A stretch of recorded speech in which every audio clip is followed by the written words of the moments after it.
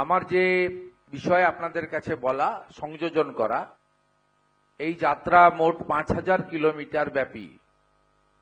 এই যাত্রার যে রুট ম্যাপ তার মধ্যে অন্তর্ভুক্ত হবে এবং ভারতীয় জনতা পার্টি যেমন গৃহ সম্পর্ক অভিযান করছে, এই অভিযান আজকের নয়, সদস্যতা সংগ্রহের সময় থেকে ২৪ সালের শেষ থেকে আমরা এই প্রথম এই রাজ্যের ১.৫ কোটি মানুষকে ভারতীয় জনতা পার্টি পরিবারে যুক্ত করতে পেরেছি, যেটা একটি বিরাট সংখ্যা রাজনৈতিক এবং অন্যান্য দৃষ্টিভঙ্গির ভিত্তিতে। আমরা এবারে ১ কোটি গণদেবতা জনতা জনার্দনের কাছে ভারতীয় জনতা পার্টির পরিবর্তন যাত্রার লক্ষ্য, উদ্দেশ্য, বাংলার বর্তমান পরিস্থিতি, আগামীর বাংলা কেমন হওয়া উচিত, সর্বোপরি উত্তরবঙ্গের আলিপুরদুয়ার প্যারেড গ্রাউন্ড থেকে একদিকে সরকারি কর্মসূচি, হাজার হাজার কোটি টাকা রাজ্যের বিনিয়োগ, উদ্বোধন এবং শিলান্যাস, সাথে লক্ষ লক্ষ মানুষের সংযুক্তিকরণের মধ্য দিয়ে মাননীয় প্রধানমন্ত্রীর যে বক্তব্যগুলি, একটি আবহাওয়া খারাপের জন্য তিনি অডিও বক্তব্য রেখেছিলেন রানাঘাটের তাহেরপুরে, বাকি ৫টাতেই তিনি ফিজিক্যাল স্পিচ রেখেছেন এবং লোকসংখ্যাও আপনারা দেখেছেন। সেখানে তিনি পরিবর্তনের মূল সুর বেঁধে দিয়েছিলেন। সেটাকেই আমরা একেবারে গাঁ-গঞ্জ, হাট, নগরে, গ্রামে, প্রান্তে, পাহাড়ে, সাগরে, জঙ্গলমহলে, তরাই, ডুয়ার্সে, মহানগরে, নগরে এবং প্রান্তিক এলাকায় আমরা পৌঁছে দেওয়ার জন্যই এই একটি বড় কর্মসূচির আয়োজন করেছি। মাননীয় প্রধানমন্ত্রী মেট্রো রেলের উদ্বোধনের দিন দমদমে তিনি বলেছিলেন, আমি পশ্চিমবাংলার হিত গৌরব ফেরাতে চাই, বিজেপিকে সরকারে আনুন, এবং তিনি সেদিনই বলেছেন আমি গ্যারেন্টার। মাননীয় প্রধানমন্ত্রীকে গোটা পৃথিবীর মানুষ বিশ্বাস করেন, পশ্চিমবাংলার মানুষও তার প্রতি আস্থাশীল। ভারতবর্ষের ১৪০ কোটি মানুষ তো আছেনই, তাই পশ্চিমবাংলার হিত গৌরবকে ফিরিয়ে আনার গ্যারেন্টার নরেন্দ্র মোদীজি তিনি রেখেছেন। তাই এই পরিবর্তন যাত্রা সফল হবে, এটা আমরা আশা করি। মাননীয় রাজ্য সভাপতি বলেছেন যে এই পরিবর্তন যাত্রা কেবলমাত্র ভারতীয় জনতা পার্টির কার্যকর্তা, সদস্য, সাংগঠনিক দায়িত্বপ্রাপ্ত শুভানুধ্যায়ী ভোটারদের মধ্যে সীমাবদ্ধ না রেখে তার ব্যাপ্তি আরও বাড়িয়ে জনগণকে সংযুক্তিকরণের মধ্য দিয়ে এই পরিবর্তন যাত্রা এগিয়ে যাবে এবং কলকাতাতে এসে শেষ হবে।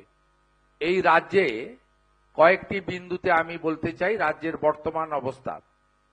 রাজ্যের বর্তমান অবস্থা ভয়াবহ। ২০১১ সালে মা মাটি মানুষের স্লোগান দেওয়া এই সরকার কি কি করেছে এবং কিভাবে আমাদের রাজ্য সর্বক্ষেত্রে পিছিয়ে গেছে সকলের চোখের সামনে, আপনাদের ব্যক্তিগত জীবনে, আপনাদের অভিজ্ঞতায়, আপনাদের অনুভূতিতে এবং আপনাদের বাস্তব পরিস্থিতির সামনে দাঁড়িয়ে আপনারা উপলব্ধি করতে পারছেন। নতুন করে কিছু বলার নেই। বলা হয়েছিল বদলা নয় বদল চাই। এই রাজ্যকে কিভাবে রক্তাক্ত করা হয়েছে, শুধু রাজনৈতিক সন্ত্রাস নয়, এখানে ধর্মগত সন্ত্রাস থেকে শুরু করে জনবিন্যাস বদলে দেওয়া থেকে শুরু করে সীমাহীন যে তোষণ বা তুষ্টিকরণ, তার এক ঝলক গতকাল আপনারা কলকাতাতে ইফতার পার্টিতে মুখ্যমন্ত্রীকে দেখেছেন। সেখানে একটি ধর্মীয় অনুষ্ঠানে মুখ্যমন্ত্রীকে বসিয়ে রেখে তার ভবানীপুর বিধানসভা কেন্দ্রের ইমাম ১৬ আনা মসজিদের তিনি প্রকাশ্যে বলেছেন, যা আপনারা অনেক সংবাদ মাধ্যম দেখিয়েছেন, কেউ কেউ দেখাতে পারেননি, পোর্টালগুলো বেশি করে দেখিয়েছে। তিনি বলেছেন গর্বের সঙ্গে যে টাটার জায়গাটা আমাদের দিয়ে দিয়েছেন মুখ্যমন্ত্রী। তাহলে টাটাকে শুধু 11 সালে আপনার তাড়িয়ে দেওয়া নয়, টাটার যে জায়গা নিউ টাউনে সেটাও ১৬ আনা মসজিদের ইমাম সাহেবকে বা তার কথাতে দিয়ে দেওয়া হয়েছে। তিনি মুখ্যমন্ত্রীর সামনে সদর্পে ঘোষণা করছেন, এর থেকে বড় ধ্বংসলীলা পশ্চিমবঙ্গে আর কিছু হতে পারে বলে আমি মনে করি না।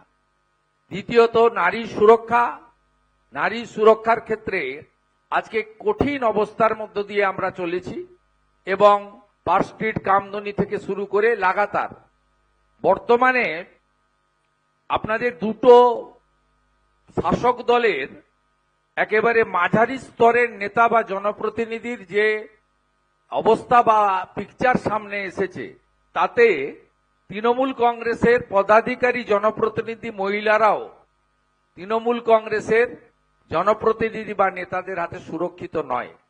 লক্ষ্মীর ভাণ্ডার প্রচারের মিছিলে আমাদের উত্তর 24 পরগনার অশোকনগরের বিধায়ক তথা সভাধিপতি নারায়ণ গোস্বামীর ফ্লাইং চুম্বন অথবা পূর্ব মেদিনীপুরের কাঁথি 3 ব্লকের পঞ্চায়েত সমিতির চেয়ারম্যান তার বিডিও অফিসের সভাকক্ষে কানাইদিঘি গ্রাম পঞ্চায়েতের তৃণমূলের মহিলা প্রধানের সঙ্গে যে কাণ্ড ঘটিয়েছেন, তাতে তৃণমূল কংগ্রেসের জনপ্রতিনিধি নেতৃত্ব মহিলারাও এই মুখ্যমন্ত্রীর আমলে, এই সরকারের আমলে সুরক্ষিত নয়। Subscribe to One India and never miss an update. Download the One India app now.